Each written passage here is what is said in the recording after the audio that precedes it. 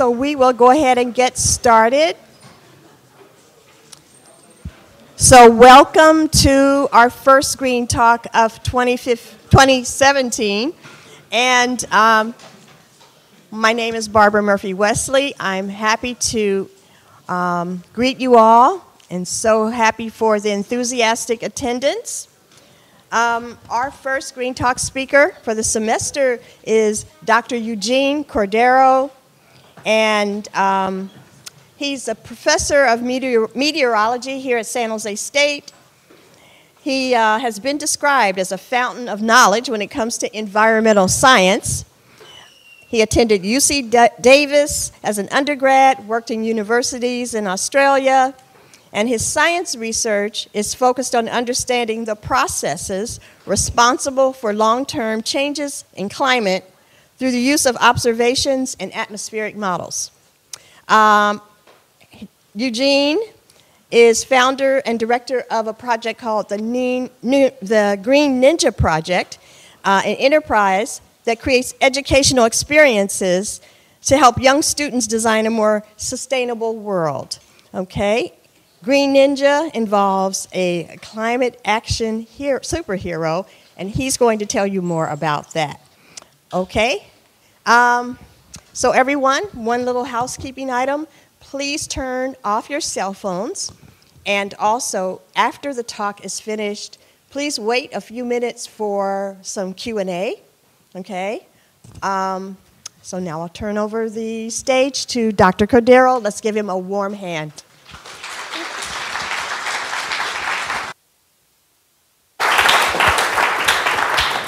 Thank you, Barb. It's nice to be here. This is a 100W class. I'm not sure you folks are going to be able to see that well at that obtuse angle. You've all taken geometry, right? And like there's a screen here. There's going to be some ray tracing. Interesting. Okay, anyhow, we'll just get started. So I am a doctor. I have a PhD in atmospheric science. But here at San Jose State, some people know me as Dr. Burrito. And today I'm going to share with you a little bit about how that actually happened. But it started at Cal State Northridge, where I got my undergraduate degree in physics. And I was actually taking a public speaking class, which we've all had to take before. And in this public speaking class, I had to think about my kind of the best speech for the semester. And so I'm going to show you what I showed the class. And it actually altered my kind of trajectory in terms of my career. So this is, and we all taken Chem 1A or something equivalent. This is a reaction between chlorine and ozone that produces chlorine monoxide plus oxygen. And then the chlorine monoxide is very reactive, and it reacts with oxygen, which is available, and it produces another chlorine atom. And what happens, this is called a catalytic reaction. And the chlorine destroys ozone or converts ozone into something else and then reproduces another chlorine. So one single chlorine atom can cycle through 100,000 times or more and destroy thousands and thousands of molecules or convert thousands and thousands of molecules of ozone, a single chlorine atom. So, I mean, chemists have known this for many years. But what we didn't expect was that this could happen at such a large scale to cause something like this, which is the ozone hole. So this is a NASA satellite image of, is there any way to adjust the lights, Keith, at all? Absolutely. Maybe we'll just dim these front ones a little bit. Or you can... Take care of this and we'll put it on setting number 3. All right, setting number 3.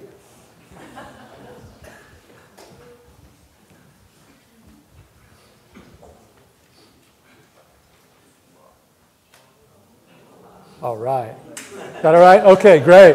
Thank you. Setting number 3. Give it up for Keith.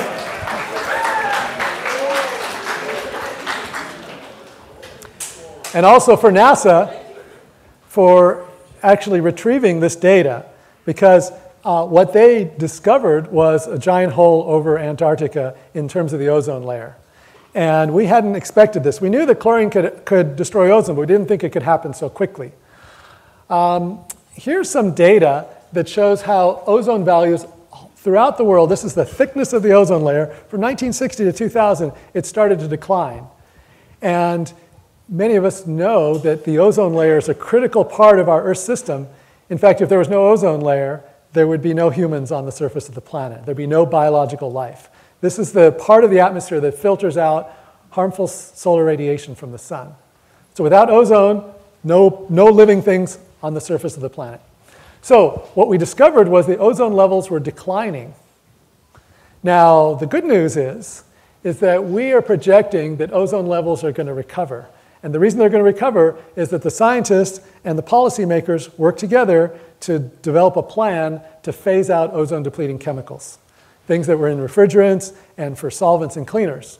And so the projection for the future is that the ozone layer is going to recover, which is amazing because we actually showed that 183 countries can come together and sign a treaty and actually do something about an environmental problem that could have really messed up our planet. Now, one of my colleagues, Paul Newman, different Paul Newman than you may have heard of, this is a scientist at NASA Goddard Space Flight Center, ran these simulations where he said, what if we didn't pay attention to the science? What if we said, oh, all those scientists, it's a hoax, the ozone is not being depleted, we shouldn't worry about it. What if we just kept business as usual, putting out ozone-depleting chemicals into the atmosphere? Here's a projection of how ozone levels will change in the future. And Paul called this the future world that we avoided, because fortunately, this is not what's going to happen. But it would have been what would happen if we didn't pay attention to the science. And so this is you would see that we would lose most of our ozone layer in the next 50 years.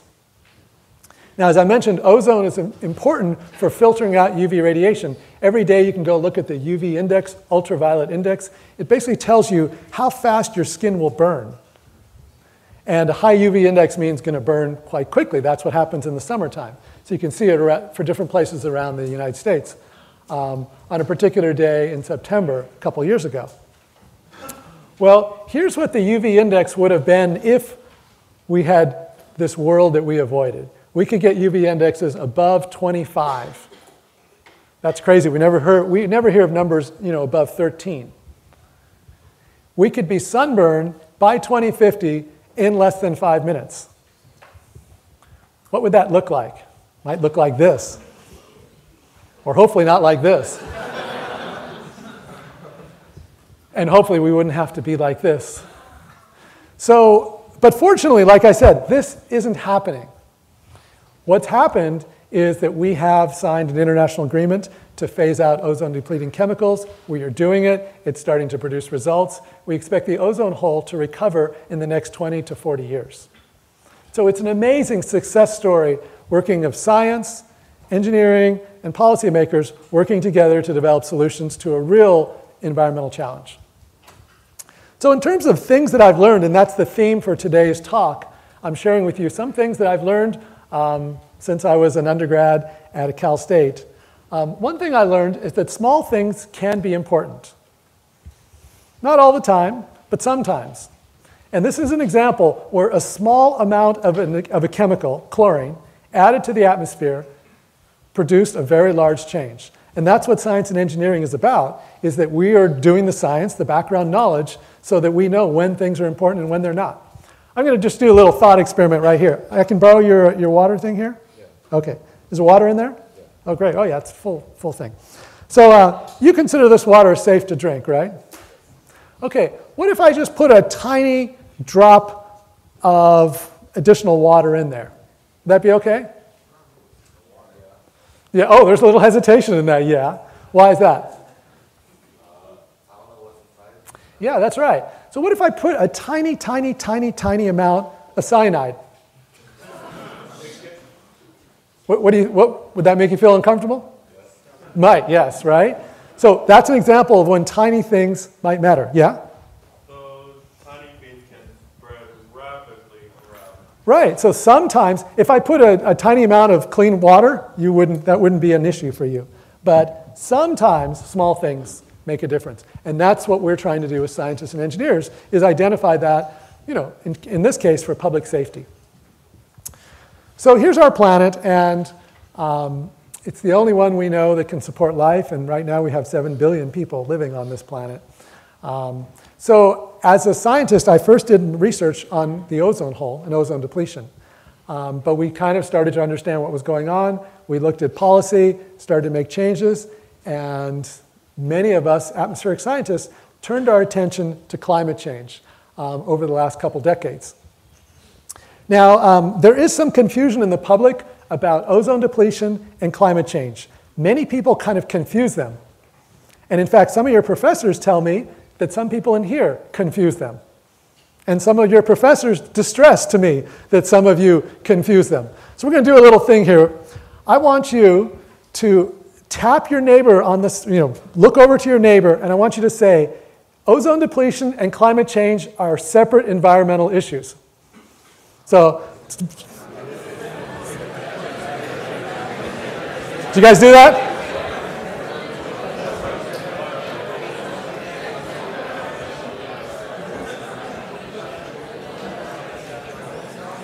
Okay, great.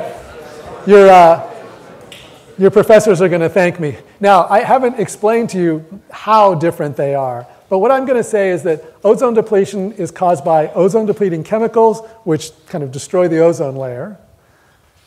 Greenhouse gas and climate change is caused by a completely different class of chemicals that warm the planet. And there's really no direct connection between those two. Of course, though, like many areas of science and engineering, the subtleties, there are some indirect connections. But in general, they're really separate environmental issues. And if they seem kind of vague and all about part of the same thing for you, that's a good indicator to go and read up on them so you can really understand the difference between those two. So here's a record I'm going to show you of temperature from the year 1880 to the year 2016. So we can see that the red line is the kind of 10-year average temperature. And over the last, especially over the last 30 or 40 years, the temperature has been warming. And especially if you look at the last 3 years, you can see that the temperature is really kind of spiking. And this is what we call, global warming. You'll also notice the temperature doesn't go up every single year, and that there's lots of variability. It kind of goes up and down. But most of you, through your engineering eyes, can see pretty clearly that there has been a recent trend over the last 30 or 40 years. And that's pretty consistent. Now, that's not just temperature. We could look at other indicators of temperature changes. This, for example, is a giant glacier in Norway in 1918. And today you can see these mountains, which you couldn't see before, are much clearer because of the melting of this glacier. Here's another one from northern Alaska in the 1920s, and then about 95 years later today. Actually, what I find remarkable about this picture is that this little iceberg here is still there, 95 years later. So not all the ice is melting. Of course, that's a joke. This is a NASA image showing the amount of ice over the Arctic. And this is a day in August. Typically, this is where the ice extent is, where this yellow line is. And you can see today, or in the year 2012. And in January, for example, you could take any month, but in January, this is the amount of Arctic sea ice. And so we're seeing that this is in millions of square kilometers, gone from 15.5 down to about 13.5. We do expect at some point the summers to be relatively ice-free over the Arctic. Now that's going to be interesting for some folks who want to drill for additional petroleum resources here, or who want to take a boat, a ship from Asia to North America. There's going to be a faster way to get around.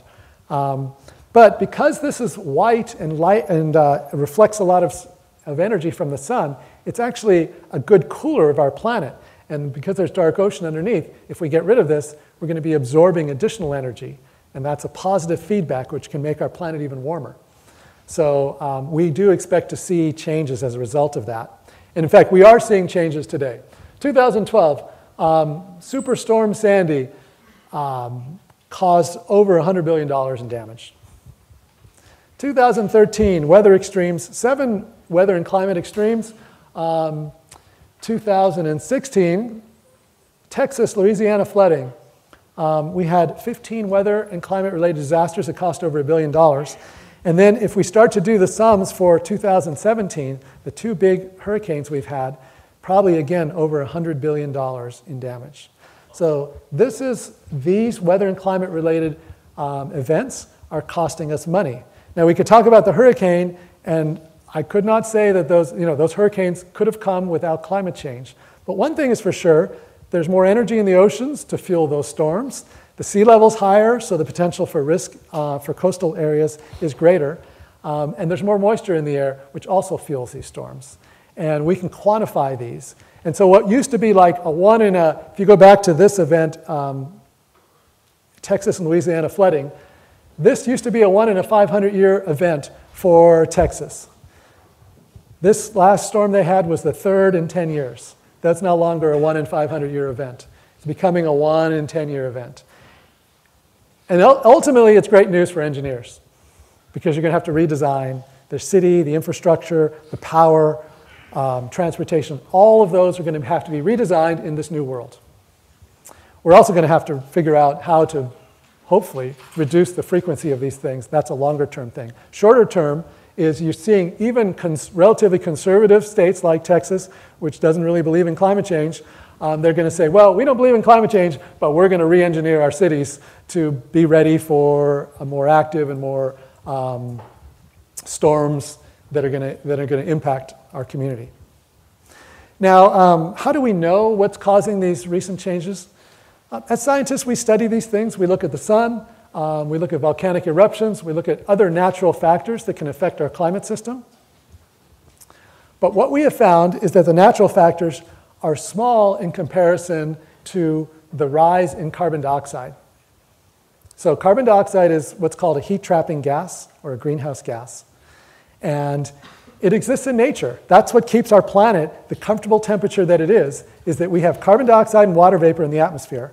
And they are trapping the heat. They're like a blanket over the planet. And that's why we've had life, that's evolved over these last, few billion years. So carbon dioxide is a great thing. It's what you're exhaling right now. It's what keeps our planet a comfortable temperature. But if you put additional carbon dioxide into the atmosphere, primarily from burning fossil fuels, and this extra carbon dioxide that's from 1958 through to today, it's been rising. It started in around 300 parts per million, and today it's over 400. It has an isotopic signature that could only come from the burning of fossil fuels. It couldn't have come from volcanoes. It couldn't come from any other source like plants. Based on the isotopic signature of the carbon dioxide, which we measure with observations, it could only come from the burning of fossil fuels. So this is what we call anthropogenic, or coming from humans. So you put extra heat-trapping gas around the planet, like putting an extra blanket around you, and of course the planet's going to warm. Now there's lots of other factors of things that are changing as well. This is not the only one, but I'm going to show you it's the dominant one. Now just as a reminder, when we plug in something into an electricity grid, when we drive a car, or when we eat food, all of that requires energy. And most of the energy that we have today comes from the burning of fossil fuels. Now California is changing that, and so are some other countries. But still, even in California, the most of our energy, we're getting almost all of it from the transportation sector, but even the electricity sector is coming from burning of fossil fuels. Natural gas, oil for transportation, even a little bit of coal. And those generate carbon emissions, and the carbon emissions can change the climate. So because, and I love speaking to scientists and engineers about this, you're going to get a special treat because I'm going to talk to you a little bit about the evidence. So, and towards the end, I am going to talk to you a little bit about kind of the political situation today. But there's some very strong lines of evidence that have convinced the scientific community that humans are having an impact on our climate system. One of them is called radiative forcing. It's kind of like an energy bookkeeping exercise where we keep track of all the energy coming in from the sun, and then we follow it around the Earth's system and see where does that energy go? How does it interact? Does it reflect back to space? Does it interact with other gases? What happens when it hits the surface? We have these climate models, which are like weather forecasting models that we can use to forecast, to test things in the past and look at the future. We have something called fingerprint attribution and detection, which is used to say, hey, could that storm have happened if there wasn't climate change or was? That's a very new advanced technique. And then we have lots of measurements. We have satellites measuring. We probably have like 25 satellites that are studying different aspects of climate change right now. So I don't want you to think that all of our evidence about climate change is because CO2 is going up, or because of one study, or because of one scientist. It's a collection, and just like you, in whatever discipline you're in engineering, it's built on many, many people who have done work earlier and before on different aspects. And the scientific basis for our understanding of the climate system is the same way. So just to give you a little nitty-gritty, I'm going to show you this radiative forcing calculation. Because for me, not only does it explain and help quantify the role that humans are having, it also, for you, might potentially give you the opportunity to make a whole bunch of money and to have an impact on our planet. So what this does, this calculation, is it takes the amount of energy leaving the surface of the Earth, and it basically keeps track of how that's changed over time, over especially the last 100 or 200 years. So anything that has a positive radiative forcing means it's going to warm the planet. Anything that has a negative radiative forcing means it's going to cool the planet. And we're going to look at a whole bunch of different things that are happening to our planet right now, and then compare them to what's happening due to natural factors like the sun. So these are the additional greenhouse gases. I mentioned carbon dioxide. There's some other ones too that are warming the planet. How much are they warming it? Well, this one is, if you look at the bar, it's like 1.6 watts per meter squared.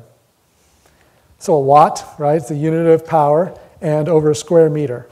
And so what this is saying is that the additional carbon dioxide in the atmosphere today, the additional amount over what was before, is causing the planet to warm by 1.6 watts per meter squared. Or the additional methane in the atmosphere, the additional halocarbons in the atmosphere, are causing the planet to warm by certain amounts. You have a question? The graph says watts per meters in parentheses. Yeah, so sorry, we had a typo, and I saw it actually. I caught that, and you caught it too. Someone give that guy some extra points on his next assignment. Good editor. If engineering doesn't work out, you can go into editing. But it is, thanks. The squared is not here, so it's not watts squared per meter squared. It's watts per meter squared. Thank you. So the greenhouse gases are causing the planet to warm. Ozone, and I did tell you that ozone and climate change are different, but here's one area where they interact. Tropospheric ozone, which is like smog, is causing the planet to warm. The loss of ozone in the upper atmosphere, ozone depletion, is causing the planet to cool. The net result is a warming. You can see it's not large compared to the others, but it's measurable. There's other gases that are increasing in the atmosphere, like water vapor. But here's an example of something else that's happening that's actually cooling the planet. And that's as a result of deforestation. When we cut down forests, the ground underneath is lighter in color. It's more reflective. It's going to reflect solar radiation. That's going to cause the planet to cool. And that's what that blue part, and that's what it says land use. So the albedo, which means how reflective the surface is. So we're cutting down forests. The land underneath is light colored. That's causing the planet to cool. By how much? Well, it looks like it's something like 0.2 watts per meter squared. There's other things in the atmosphere called aerosols, the kind of visible things you can see on polluted days. Most of these aerosols are causing the climate to cool. In fact, there's an irony here. When you drive your car, and many of us drove a car or took a bus in or carpooled with someone today, you're driving your car. What's powering your car? Obviously. Gas, thank you. And when you burn gas, carbon dioxide goes in the atmosphere, right? And that's this. So that's warming the planet. But what's coming out the tailpipe? Like stuff, right? Like junky stuff. We call those things aerosols. And most of those aerosols are light colored. They have a high albedo. They're quite reflective. And those aerosols are going to cool the planet.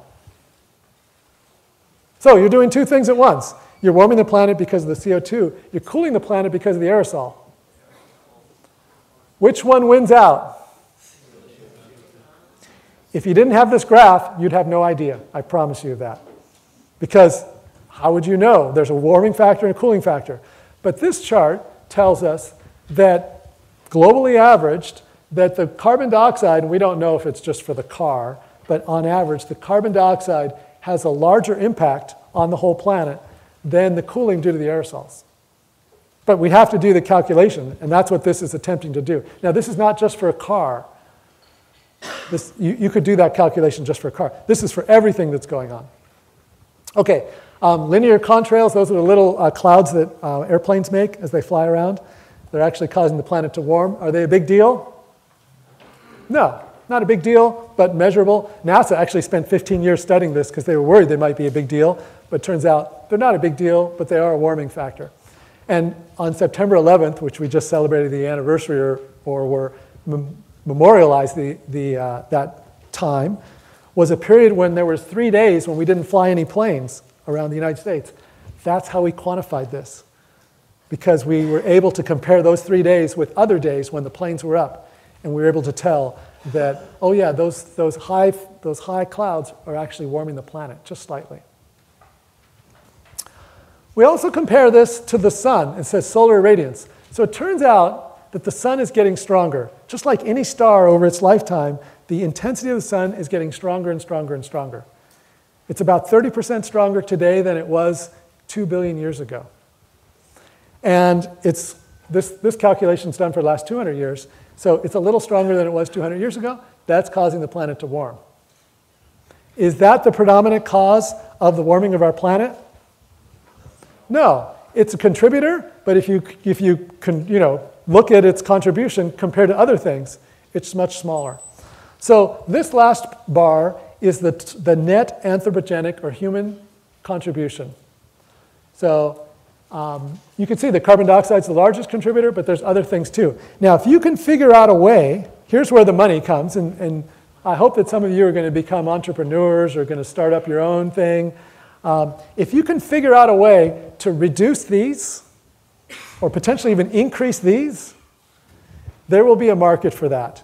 In fact, California right now has a carbon trading scheme, whereas if you're a big polluter, you have to pay to pollute to put carbon in the atmosphere. And I think it's $10 a ton.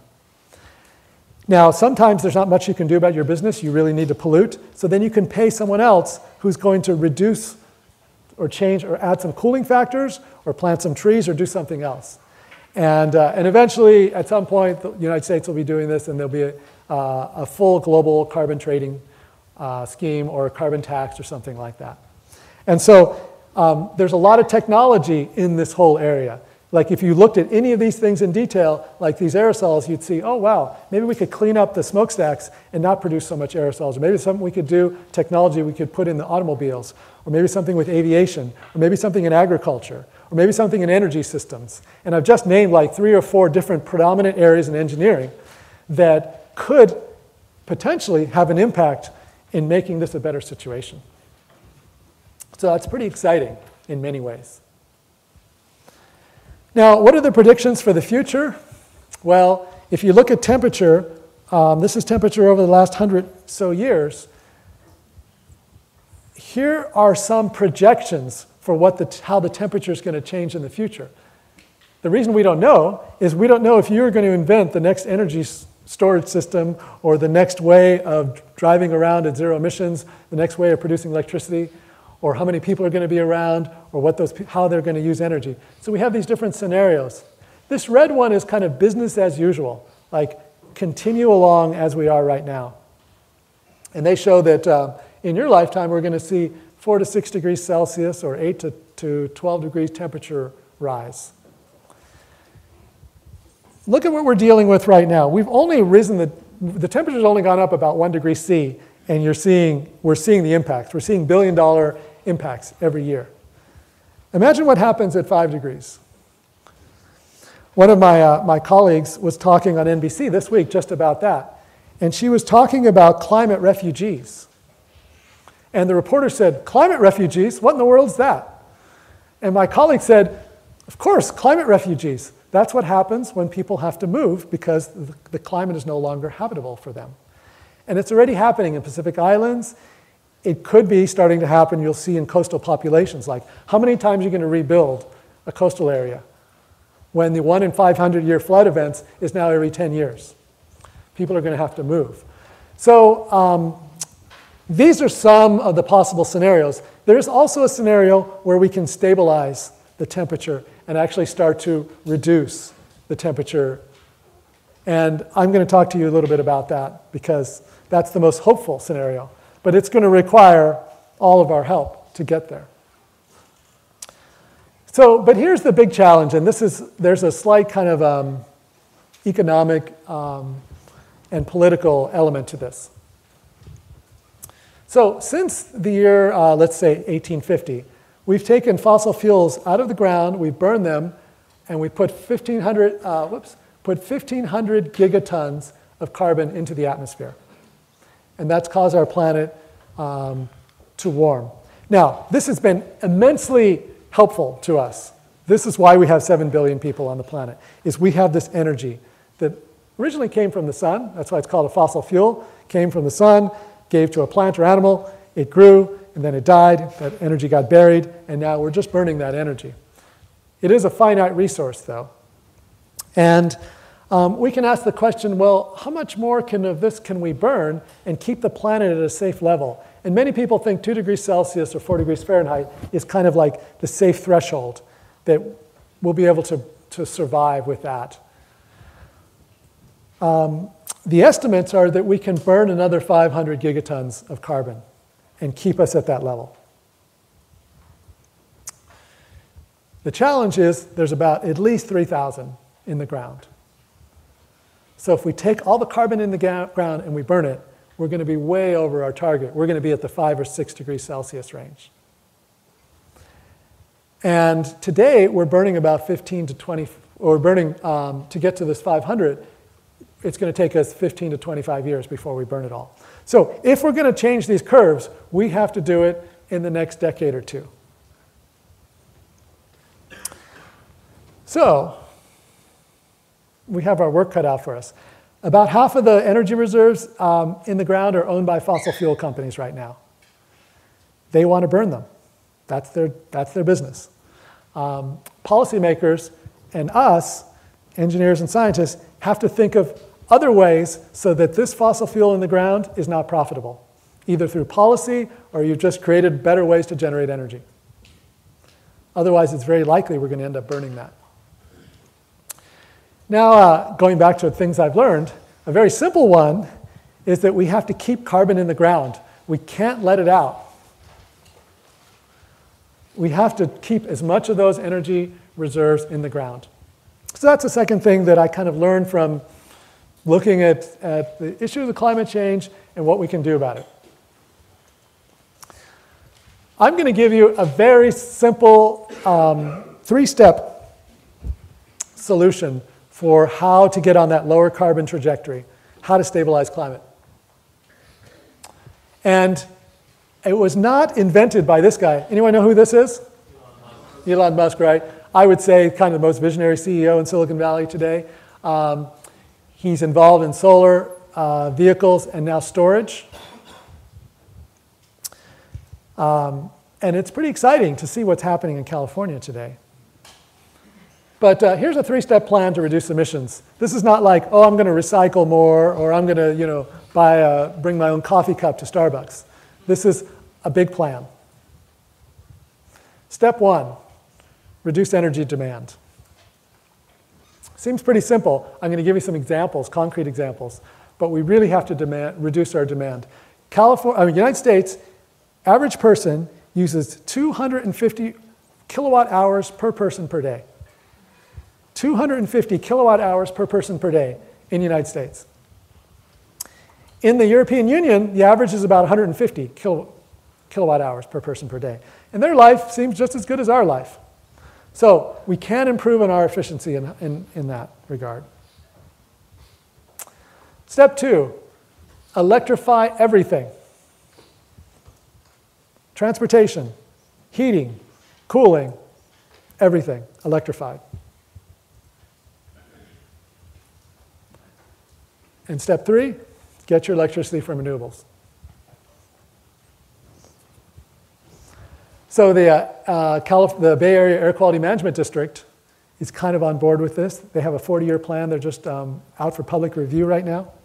Really interesting. They're trying to get us on a sustainable path to reduce carbon emissions significantly, 80% by 2050. And I was looking at their plan, and they have all this transportation plan. But you know what else they have? They're going to get rid of, or their suggestion is get rid of natural gas. No more natural gas. Because that's, you would electrify your heating and cooling, electrify water heating, and then get your electricity from renewables. So it's interesting to start to see that.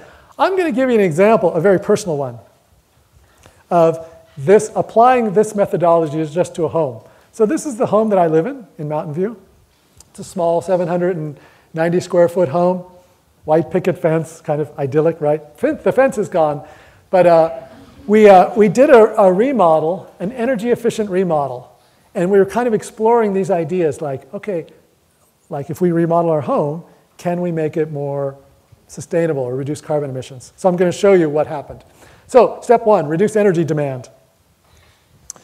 So what did we do? First we looked at heating, and so this is insulation, cellulose insulation, and you just basically hire these people, they come over, they got this big long tube, and they'll put it in your attic and just blow it everywhere.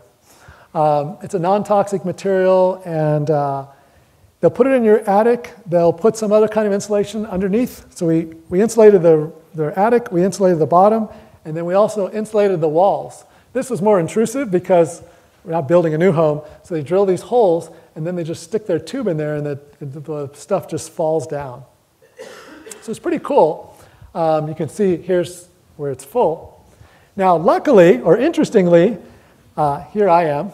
I got, my colleague is a fire meteorologist, and he got this FLIR camera. This camera cost like $40,000, and it's an infrared camera, so it can look at infrared emissions.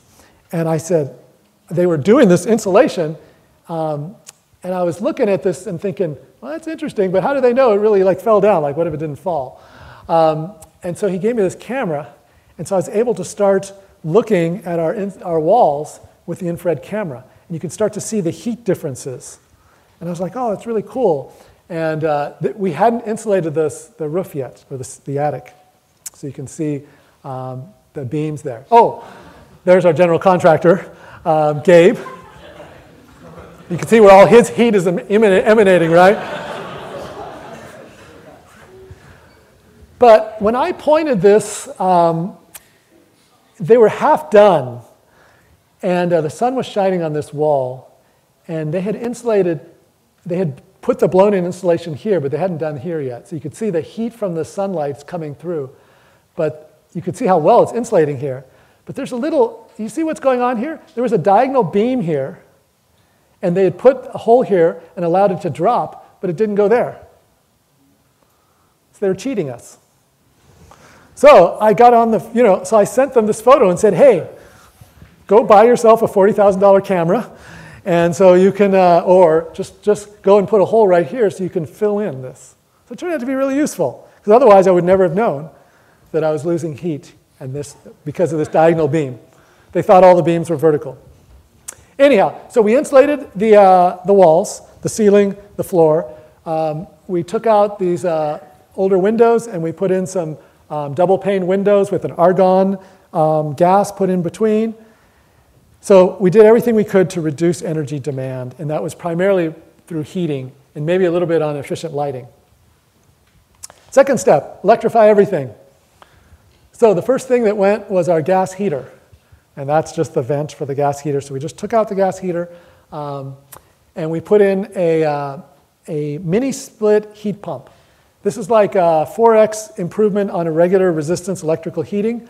It's reverse cycle, so it heats and cools, but we primarily just use it for heating. And we put two of those in our house. They're generated by electricity, so we're generating our heat by electricity. And then for water, we put a hot water system, and this is just basically just some black pipes that just circle around, and they just get heated by the sun. 40 gallons on our roof, and there they are installing it. And that system works really well. For 6 months of the year, we don't need any additional heating for our water.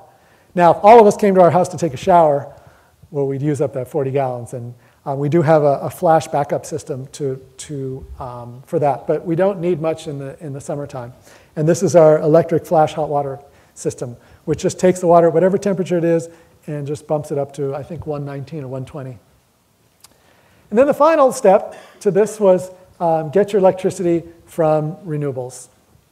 So we bought some sun power solar panels and with microinverters, which are kind of cool technology, and put them on our roof. It's interesting how solar installers never wear shirts. I don't know if you noticed that, but if you ever have people put solar panels on your roof, it's just, anyhow, but we have a nice, I forget, 3.8 kilowatt system. That's our solar hot water system. And then because we have these microinverters, they can tell us how much electricity each panel is producing. That's really helpful. So anyhow, so what are the results? Well, this is how much energy in kilowatt hours per day that we were using before we did our energy efficient remodel. So you can see that like in January, February, we're using most energy. In fact, the quick story with one of your professors here, who's my wife, Claire Cordero, when we moved into a new place, I wanted to put solar panels on. Like, yeah, that'll be really cool. And she said, it seems like we're using a lot of energy for heating. But heating's not so cool, and I wasn't that interested. And I said, no, we're going to put solar panels. And she said, well, why don't you just look and see how much energy we're using, and then we'll know the best way to do something about it. So okay, so we go, and here's the results, and it's clearly a strong signal in the winter, which means that most of the energy that we're using is happening because of heating our home. In fact, look at the summertime versus wintertime. So it turned out that's why we put so much emphasis on insulation, is because we were losing a lot of energy by heating and just lost through the windows and the ceiling. Okay, once we, so this is before, once we did this energy efficient remodel, this is how much energy we're using. This has nothing to do with solar panels. The solar hot water is helping, but not the solar panels. So this is just energy use. So we reduced our energy use by pretty dramatically. Here's the same data, but just with a kind of annual mean, running mean. And so we were up to like 23, and then we got down to like 7 or 8 or 9. Here's our solar production, how much energy we're producing with our solar over a number of years. And so we could put that in. And so this is how much energy we're using, and this is how much energy we're producing with the sun. So we're actually overproducing. In fact, our contractor warned us. He thought our solar system might be too big, but we weren't quite sure. And we were also thinking maybe getting an electric car. But right now, this gives us, with the new Silicon Valley Energy, we make about $800 a year in excess energy. So it can be done. Now, it cost us money. We had to invest money to do this, but we're going to recoup those costs, especially now since there's a new energy scheme which reimburses us for some of that. Yes, quick question. How long until you see a return? Return? You know, because we're not big energy users, it's going to be longer, like 15 or 20 years. But if you pay like $150 a month for electricity, then you could recoup that by installing solar in like 6 to 8 years. Yeah. Okay, so then the last thing I wanted to share with you was a kind of a turn in my life. I worked at NASA and in other universities as a climate scientist, but in 2008, I co-authored a book about food and climate change. And in the book, I started to think about my own kind of personal journey and my impact on climate change, especially related to some things that I enjoy. And so it turns out that I like biking, and I also like burritos. That's what this is. And I have to say that because when I lived in Australia, they didn't know I mean, if you just look at it, it looks kind of abstract, doesn't it? Like just this, like, what is that thing? But these are two things that, I'm kind of interested in. And in fact, I am quite interested in burritos, La Vic being one of my breakfast burrito, potato and eggs, black beans. That's my kind of favorite. I created something called the Burrito Enjoyment Index to measure the enjoyment of burritos for the average American compared to myself. And yes, I'm higher than the others. But it encouraged me to do something called a burrito showdown, where I calculate the carbon emissions associated with different flavors of burritos. For example, a chicken burrito is responsible for about 2 pounds of carbon emissions compared to a beef burrito, which is like almost 10. And that's a very simple decision that you make when you go to La Vic, carne asada or chicken, you know? I mean, like that's, and it doesn't cost you anything. But it turns out that our analysis was able to reveal that the difference in our choices of what we eat has a similar impact as like the type of car we drive. So if you have a SUV, for example, 12 mile per gallon car, the carbon emissions are high, whereas if you had a Prius, for example, you have low carbon emissions. The same thing with your diet. It's like the same magnitude. Now, I mentioned I was into biking, right? So what's the carbon emissions when I ride my bike? Yeah. Yeah, great. So some people said 0, but some people mentioned calories. So yeah, what's my fuel source when I'm riding on my bike? Yeah, thank you. Burritos is what he said. That's my fuel source. I don't know if you know, but that's all I eat. 24/7 burritos, that's it. No, I'm joking about that. But so it depends on the flavor of burrito. So I calculated that if I had a beef burrito, if I'm beef burrito fueled, 75 miles per gallon. Or if I'm eating the veggie burrito or a chicken burrito, it's like 500 miles per gallon. So it makes a big difference, that simple choice.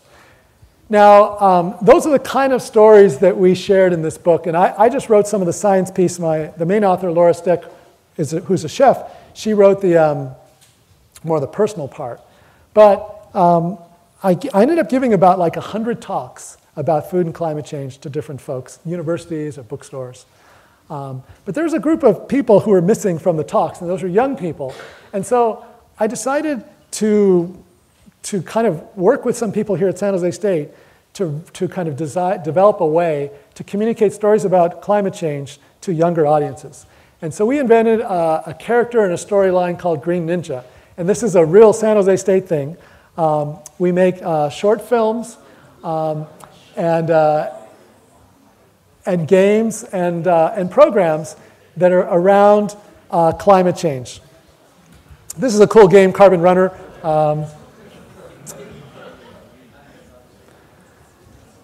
So why are we focusing, or why did I decide to focus on children? Well, here's a study.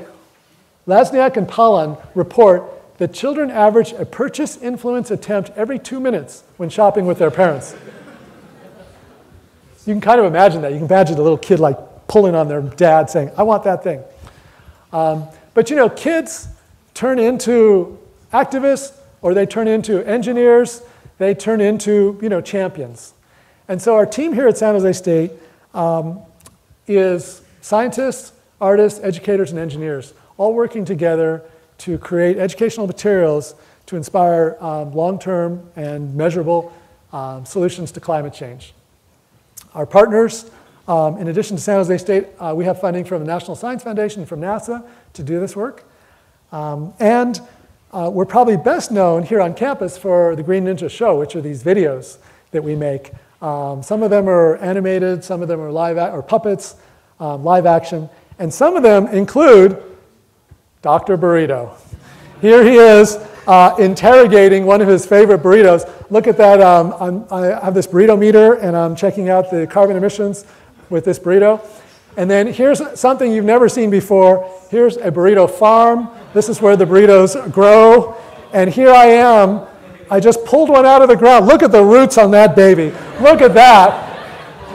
When you go to Chipotle, they cut them off. But next time, check it out. You'll see there's sometimes they don't do a good job. You'll see a little root on your Chipotle burrito. So yeah, this is just silliness. It's just fun. We're trying to use humor to work in actually a very challenging area, which is about climate change. It could be very depressing. It could be so depressing that a lot of people won't do anything about it.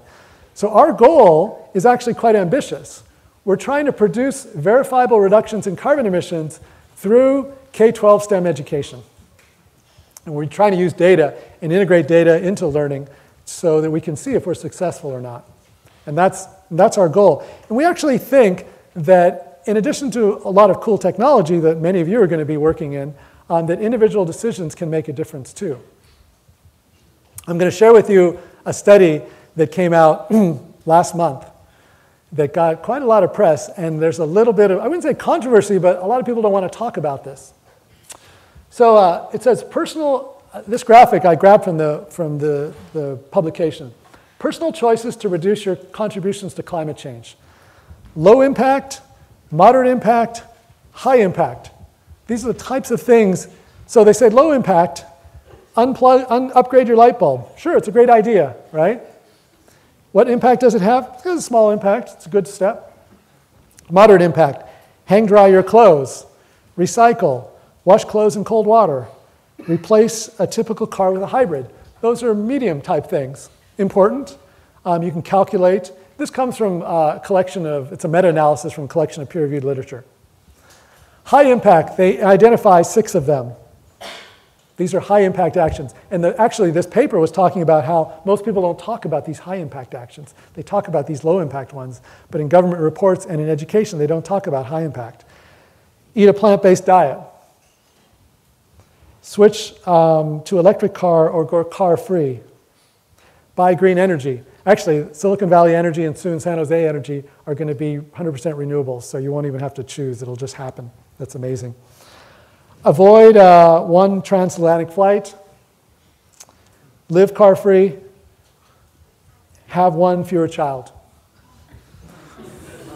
I don't know how many you were planning on having, but just reduce it by n-1.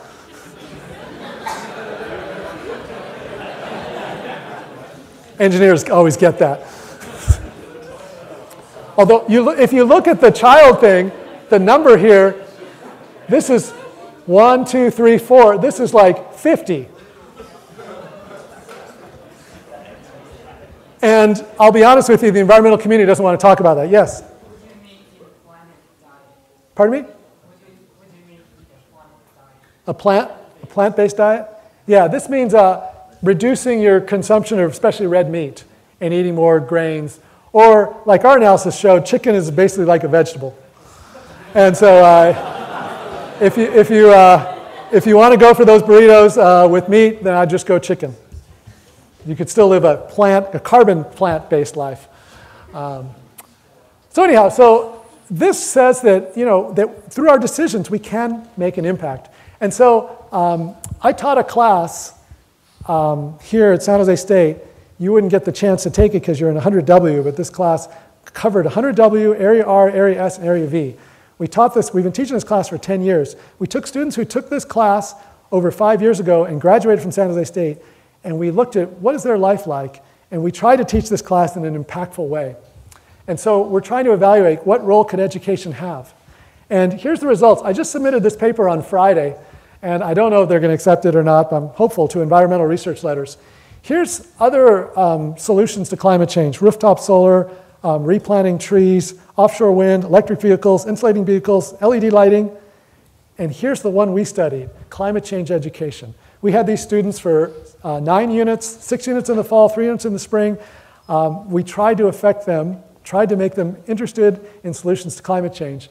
And we were able to demonstrate that their life are different than the average Californian today by about, a reasonable amount. And that if we did this at scale, if we had 1.5 million students doing this every year for the next 50 years, we could be just as effective as some of these other solutions. So that's an example of how we've taken some research that we've been doing here, and our research is focused on motivation and engagement, and how do you engage people to take action. And last year we started a company called Green Ninja, and we're working in middle schools. We're doing pilots. We have our materials right now in a whole bunch of middle schools, and we've developed grade 6, and we're doing grade 7, grade 8 right now. We're a benefit corporation, so that means that we are very outward about our mission, which is to reduce environmental impact. And here's a number of the schools that are using our materials right now. So going back to things that I've learned, our goal would be to have our materials all over the country. So dreaming big. Don't let anyone convince you otherwise. We have some very serious challenges ahead of us, but we should be open to big dreams. Okay, and the last thing I want to just share with you. There was a letter to U.S. policymakers at the end of Obama's presidency. It said, observations throughout the world make it clear that climate change is occurring, and rigorous scientific research concludes that the greenhouse gases emitted by human activities are the primary driver. I would say 98% of scientists feel very comfortable with this statement. The planet's warming, and carbon dioxide is the main contributor, and that carbon dioxide is coming from humans. So these are all the groups that signed on to this. These are the most prestigious science agent groups in the United States: American Meteorological Society, American Geophysical Union, AAAS. So they all basically, they sent this to U.S. policymakers. For the first 6 years of his tenure, Obama really didn't do a lot for climate change. He had a vehicle standard in his first term, and it wasn't until his last couple of years that he kind of like did something. So I was a critic of his, saying, you're not really, he talks about it, he didn't really do much, although it's hard to do stuff in Congress as well. So he did almost everything through executive action. But what he did do, he did the first fuel efficiency and greenhouse gas emission standards for trucks. A big thing was US and China reached an agreement to actually do something and helped sign this Paris Accord. So in the last couple of years, it was like full on, and it was pretty amazing. And in fact, there was like a 3-month period where I thought, you know what? The United States is actually doing something about climate change. Like, I almost felt proud.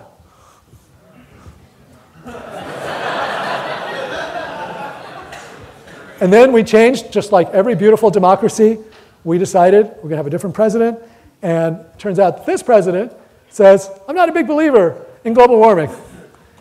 And he has hired people to run the EPA, Secretary of State. So this guy's a climate skeptic, total climate skeptic. Just doesn't believe it and is running the EPA like that. Rick Perry's also a climate skeptic, energy person. This guy's the most sensible of all of them, but he was a former CEO of ExxonMobil. So although he did say, to his credit, okay, climate change is happening, just tell us what can we do about it. So as a climate scientist, I feel like this is tough right now. We just see our science, the funding's going away. There was EPA did a search on the word climate change for all the people they're funding. It makes you real nervous. Like, they're just looking for words, looking for keywords, because they want to review those. And so I could go on and on about this, but for me personally, it's going to be a tough period for science in this country. We're going to fight. We're not going to just sit and just publish in peer-reviewed journals and just talk at conferences. We're going to go out there and protest and march, and some of us are going to get arrested, and we're going to do whatever we have to do. But that's what we're going to do. And so the last thing is about being strong. So this is more of a personal thing, but this is going to be a challenging time for all of us. And I'm not saying there's right or wrong, but it's a time of some challenge. And so I want to remind you of the National Society of Professional Engineers Code of Ethics. And I'm going to point you to number 1, because you are all kind of guided by the Professional Engineers Society. It says, to hold paramount the safety, health, and welfare of the public. So I just want to encourage you, as future engineers, in whatever field of engineering that you're working in, that one of the canons of your field is to hold paramount the safety, health, and welfare of the public. Anything you can do to reduce energy use, anything you can do to reduce carbon emissions, anything you can do to reduce waste in your particular area of engineering is going to help the safety, health, and welfare of the public. So my hope is that you can take some of that and some of the other things you're going to learn in this 100W class and apply it so that we can make the progress toward making our society a more sustainable and healthy place. So thank you very much.